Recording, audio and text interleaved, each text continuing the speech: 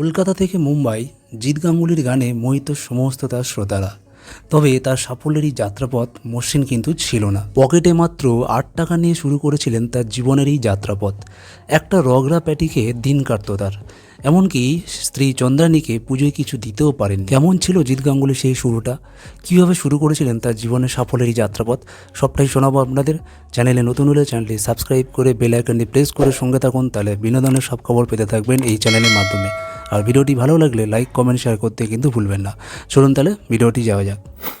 বড়নগরের ছেলে সঙ্গীত শিল্পী জিৎ গঙ্গোপাধ্যায়। এখন যদিও তিনি মুম্বাই মায়ানগরীর বাসিন্দা, কিন্তু দুর্গাপুজোর সময় এলেই বারবার এই শহর তাকে টানে।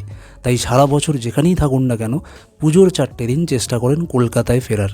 কিন্তু অনেক সময় দেশের বাইরে শো থাকলে তখন আর কোনো উপায় থাকে না। জিৎ গাঙ্গুলি তাও সুযোগ খোঁজেন শহরে ফেরার। গত বছর আসতে পারেননি, এই বছরও হায়দ্রাবাদে তার একটি গানের অনুষ্ঠান আছে। তবে আশা করছেন তা মিটিয়ে একদিনের জন্য হলেও শহরে আসবেন। জিৎ বলেন, আলমবাজারে আমাদের বাড়ি ছিল। পুজোর সময় হাঁটতে হাঁটতে দক্ষিণেশ্বর, উত্তরপাড়া, হিন্দ মোটরের ঠাকুর দেখতে চলে যেতাম। আর বালি ব্রিজে কত যে হেঁটেছি, এখন সেই দিনগুলো খুব মনে পড়ে গায়কের। তিনি এও বলেন, এখন অনেক সময় কলকাতা বিমানবন্দরে নেমে সরাসরি শো করতে চলে যাই।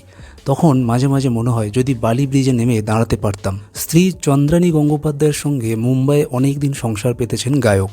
পুজোয় যে খুব প্রেম করেছেন তা নয়, তবে স্ত্রীকে মন প্রাণ দিয়ে ভালোবেসেছেন তিনি। এমনও পুজো কাটিয়েছেন যখন স্ত্রীকে কোনো উপহার দিতে পারেননি। জিৎ বললেন, চন্দ্রানীর সঙ্গে যখন বিয়ে হয় তখন আমি মুম্বাইয়ের নিজের জমি খুঁজছি, পকেটে মাত্র ৮ টাকা, কিছু উপহারও দিতে পারিনি। এখন ভাবি যা হয় ভালোর জন্য হয়।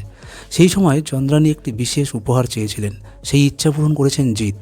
সেই দিনগুলো মনে পড়লে এখন মন্দ লাগে না তার। জিৎ বলেন, মুম্বাইয়ের রগড়া প্যাটি বলে একটা খাবার পাওয়া যায়, ওই একটা কিনে দুজনে ভাগ করে খেতাম।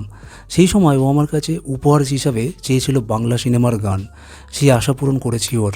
পুজোর প্যান্ডেলে আমার গান বাজছে, সেটা মা বাবা চন্দ্রানীর কাছে বড় প্রাপ্তি। তবে রোজগার বৃদ্ধি পাওয়ার পর প্রতি বছর স্ত্রীকে একটা বিশেষ শাড়ি উপহার দেন জিৎ গাঙ্গুলি। এবছর দুর্গাপুজোয়ও নতুন গান তৈরি করেছেন জিৎ গাঙ্গুলি।